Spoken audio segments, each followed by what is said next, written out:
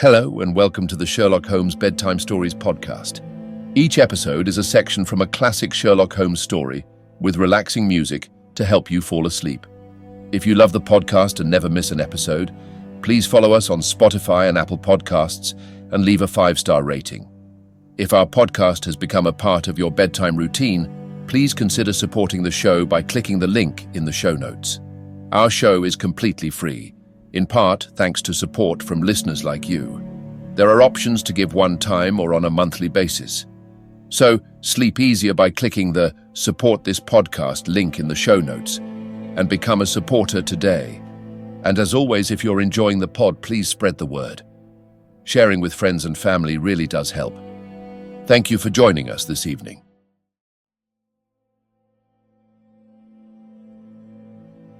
Now it's time to relax. Let your body fall into a comfortable position in your bed and drift gently into a state of total relaxation with tonight's story. The Adventure of the Resident Patient, Part 1. In glancing over the somewhat incoherent series of memoirs with which I have endeavored to illustrate a few of the mental peculiarities of my friend Mr. Sherlock Holmes, I have been struck by the difficulty which I have experienced in picking out examples which shall in every way answer my purpose. For in those cases in which Holmes has performed some tour de force of analytical reasoning and has demonstrated the value of his peculiar methods of investigation, the facts themselves have often been so slight or so commonplace that I could not feel justified in laying them before the public. On the other hand, it has frequently happened that he has been concerned in some research where the facts have been of the most remarkable and dramatic character, but where the share which he has himself taken in determining their causes has been less pronounced than I, as his biographer, could wish. The small matter which I have chronicled under the heading of A Study in Scarlet, and that other later one connected with the loss of the Gloria Scott, may serve as examples of this Scylla and Charybdis which are forever threatening the historian. It may be that in the business of which I am now about to write the part which my friend played is not sufficiently accentuated, and yet the whole train of circumstances is so remarkable that I cannot bring myself to omit it entirely from this series.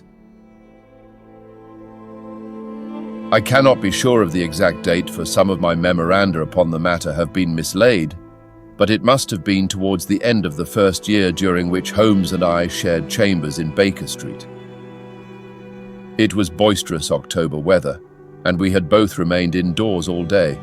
I because I feared with my shaken health to face the keen autumn wind, while he was deep in some of those abstruse chemical investigations which absorbed him utterly as long as he was engaged upon them. Towards evening, however, the breaking of a test tube brought his research to a premature ending, and he sprang up from his chair with an exclamation of impatience and a clouded brow. "A day's work ruined, Watson," said he, striding across to the window. "Ha! The stars are out and the wind has fallen. What do you say to a ramble through London?" I was weary of our little sitting room and gladly acquiesced. For 3 hours we strolled about together, watching the ever-changing kaleidoscope of life as it ebbs and flows through Fleet Street and the Strand. Holmes had shaken off his temporary ill humor, and his characteristic talk, with its keen observance of detail and subtle power of inference, held me amused and enthralled. It was 10 o'clock before we reached Baker Street again. A brougham was waiting at our door. A doctor's general practitioner, I perceive," said Holmes. "Not been long in practice, but has had a good deal to do. Come to consult us, I fancy. Lucky we came back." I was sufficiently conversant with Holmes's methods to be able to follow his reasoning, and to see that the nature and state of the various medical instruments in the wicker basket which hung in the lamplight inside the brougham had given him the data for his swift deduction. The light in our window above showed that this late visit was indeed intended for us. With some curiosity as to what could have sent a brother medico to us at such an hour, I followed Holmes into our sanctum. A pale, taper-faced man with sandy whiskers rose up from a chair by the fire as we entered. His age may not have been more than 3 or 4 and 30, but his haggard expression and unhealthy hue told of a life which has sapped his strength and robbed him of his youth. His manner was nervous and shy, like that of a sensitive gentleman, and the thin white hand which he laid on the mantelpiece as he rose was that of an artist rather than of a surgeon. His dress was quiet and somber, a black frock coat, dark trousers, and a touch of colour about his necktie. "Good evening, Doctor," said Holmes cheerily. "I am glad to see that you have only been waiting a very few minutes." "You spoke to my coachman, then?" "No, it was the candle on the side table that told me. Pray resume your seat and let me know how I can serve you." "My name is Dr. Percy Trevelyan," said our visitor, "and I live at 403 Brook Street." "Are you not the author of a monograph upon obscure nervous lesions?" I asked. His pale cheeks flushed with pleasure at hearing that his work was known to me. "I so seldom hear of the work that I thought it was quite dead," said he. "My publishers gave me a most discouraging account of its sale. You are yourself, I presume, a medical man?" "A retired army surgeon." "My own hobby has always been nervous disease. I should wish to make it an absolute specialty, but of course a man must take what he can get at first. This, however, is beside the question, Mr. Sherlock Holmes, and I quite appreciate how valuable your time is. The fact is that a very singular train of events has occurred recently at my house in Brook Street, and tonight they came to such a head that I felt it was quite impossible for me to wait another hour before asking for your advice and assistance." Sherlock Holmes sat down and lit his pipe. "You are very welcome to both," said he. "Pray let me have a detailed account of what the circumstances are which have disturbed you." "One or two of them are so trivial," said Dr. Trevelyan, "that really I am almost ashamed to mention them.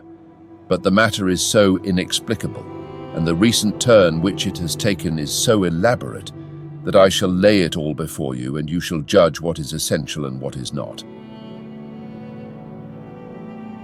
I am compelled to begin with to say something of my own college career.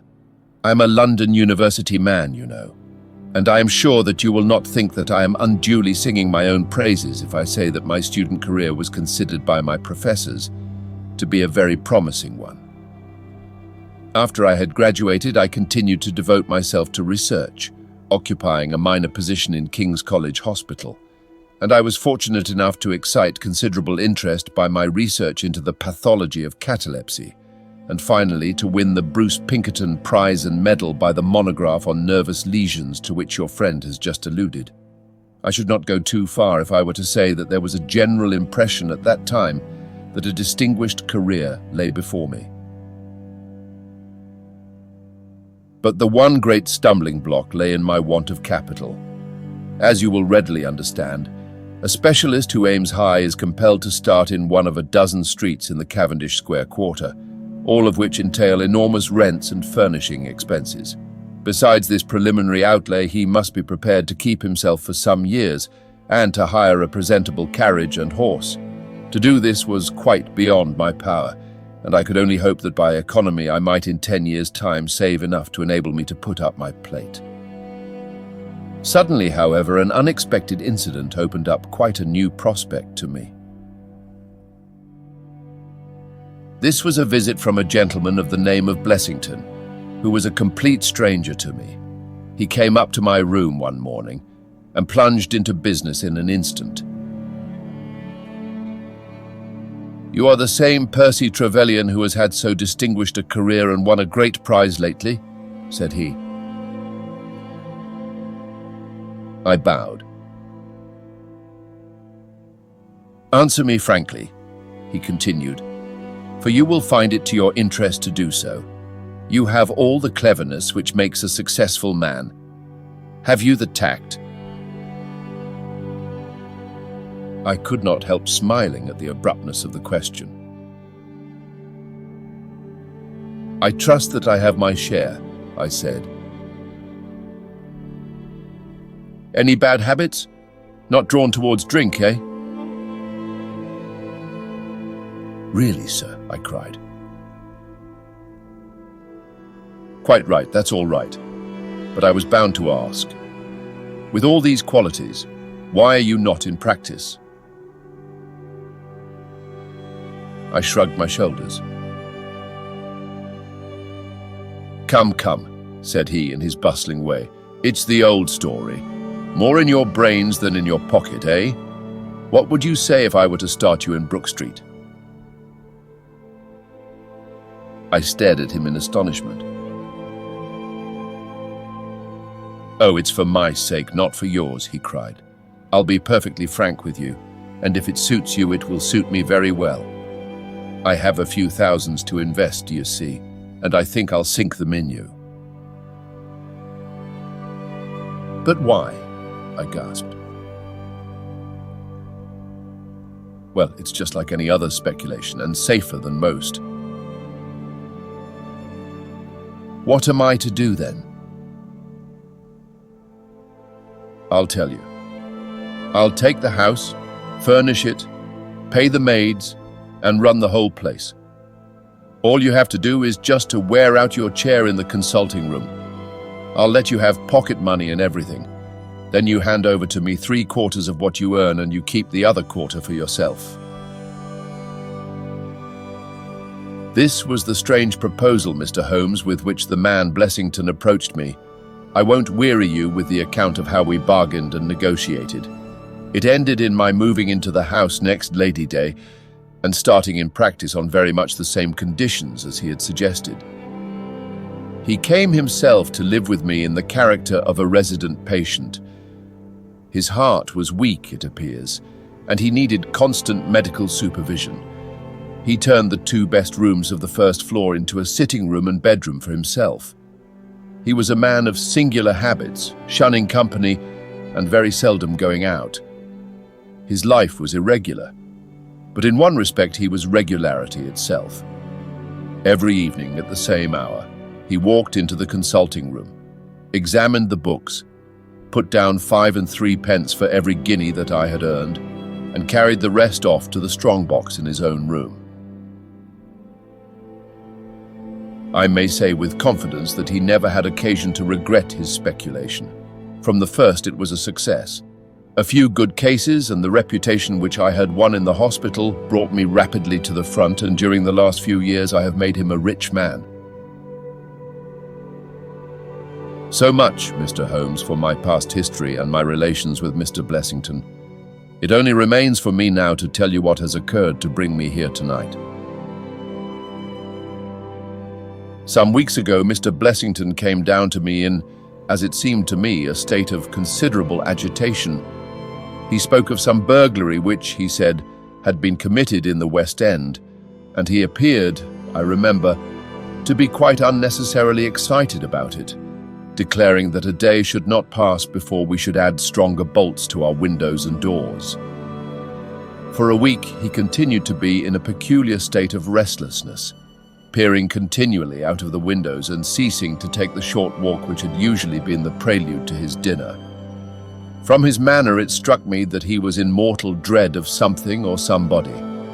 But when I questioned him upon the point, he became so offensive that I was compelled to drop the subject. Gradually, as time passed, his fears appeared to die away, and he had renewed his former habits when a fresh event reduced him to the pitiable state of prostration in which he now lies. What happened was this. 2 days ago, I received the letter which I now read to you. Neither address nor date is attached to it. A Russian nobleman who is now resident in England, it runs, would be glad to avail himself of the professional assistance of Dr. Percy Trevelyan. He has been for some years a victim to cataleptic attacks on which, as is well known, Dr. Trevelyan is an authority. He proposes to call at about 6:15 tomorrow evening, if Dr. Trevelyan will make it convenient to be at home. This letter interested me deeply because the chief difficulty in the study of catalepsy is the rareness of the disease. You may believe, then, that I was in my consulting room when, at the appointed hour, the page showed in the patient. He was an elderly man, thin, demure, and commonplace, by no means the conception one forms of a Russian nobleman. I was much more struck by the appearance of his companion. This was a tall young man, surprisingly handsome, with a dark, fierce face and the limbs and chest of a Hercules. He had his hand under the other's arm as they entered, and helped him to a chair with a tenderness which one would hardly have expected from his appearance. "You will excuse my coming in, Doctor," said he to me, speaking English with a slight lisp. "This is my father, and his health is a matter of the most overwhelming importance to me." I was touched by this filial anxiety. "You would perhaps care to remain during the consultation?" said I. "Not for the world," he cried with a gesture of horror. "It is more painful to me than I can express. If I were to see my father in one of these dreadful seizures, I am convinced that I should never survive it. My own nervous system is an exceptionally sensitive one. With your permission, I will remain in the waiting room while you go into my father's case." To this, of course, I assented, and the young man withdrew. The patient and I then plunged into a discussion of his case, of which I took exhaustive notes. He was not remarkable for intelligence, and his answers were frequently obscure, which I attributed to his limited acquaintance with our language. Suddenly, however, as I sat writing, he ceased to give any answer at all to my inquiries, and on my turning towards him, I was shocked to see that he was sitting bolt upright in his chair, staring at me with a perfectly blank and rigid face. He was again in the grip of his mysterious malady. My first feeling, as I have just said, was one of pity and horror. My second, I fear, was rather one of professional satisfaction. I made notes of my patient's pulse and temperature, tested the rigidity of his muscles, and examined his reflexes. There was nothing markedly abnormal in any of these conditions, which harmonized with my former experiences. I had obtained good results in such cases by the inhalation of nitrite of amyl, and the present seemed an admirable opportunity of testing its virtues. The bottle was downstairs in my laboratory, so leaving my patient seated in his chair, I ran down to get it. There was some little delay in finding it, 5 minutes, let us say, and then I returned. Imagine my amazement to find the room empty and the patient gone. Of course, my first act was to run into the waiting room. The son had gone also. The hall door had been closed but not shut. My page who admits patients is a new boy and by no means quick. He waits downstairs and runs up to show patients out when I ring the consulting room bell. He had heard nothing, and the affair remained a complete mystery. Mr. Blessington came in from his walk shortly afterwards, but I did not say anything to him upon the subject, for to tell the truth, I have got in the way of late of holding as little communication with him as possible. Well, I never thought that I should see anything more of the Russian and his son, so you can imagine my amazement when, at the very same hour this evening, they both came marching into my consulting room just as they had done before. "I feel that I owe you a great many apologies for my abrupt departure yesterday, Doctor," said my patient. "I confess that I was very much surprised at it," said I. "Well, the fact is," he remarked, "that when I recover from these attacks, my mind is always very clouded as to all that has gone before. I woke up in a strange room, as it seemed to me, and made my way out into the street in a sort of dazed way when you were absent." "And I," said the son, Seeing my father pass the door of the waiting room, naturally thought that the consultation had come to an end. It was not until we had reached home that I began to realize the true state of affairs. "Well," said I, laughing, "there is no harm done except that you puzzled me terribly. So if you, sir, would kindly step into the waiting room, I shall be happy to continue our consultation, which was brought to so abrupt an ending." For half an hour or so I discussed that old gentleman's symptoms with him, and then, having prescribed for him, I saw him go off upon the arm of his son. I have told you that Mr. Blessington generally chose this hour of the day for his exercise. He came in shortly afterwards and passed upstairs. An instant later I heard him running down, and he burst into my consulting room like a man who is mad with panic. "Who has been in my room?" he cried. "No one," said I. "It's a lie," he yelled. "Come up and look." I passed over the grossness of his language, as he seemed half out of his mind with fear. When I went upstairs with him, he pointed to several footprints upon the light carpet. "Do you mean to say those are mine?" he cried. They were certainly very much larger than any which he could have made, and were evidently quite fresh. It rained hard this afternoon, as you know, and my patients were the only people who called. It must have been the case then that the man in the waiting room had, for some unknown reason, while I was busy with the other, ascended to the room of my resident patient. Nothing had been touched or taken, but there were the footprints to prove that the intrusion was an undoubted fact. Mr. Blessington seemed more excited over the matter than I should have thought possible, though of course it was enough to disturb anybody's peace of mind. He actually sat crying in an armchair, and I could hardly get him to speak coherently. It was his suggestion that I should come round to you, and of course I at once saw the propriety of it, for certainly the incident is a very singular one, though he appears to completely overrate its importance.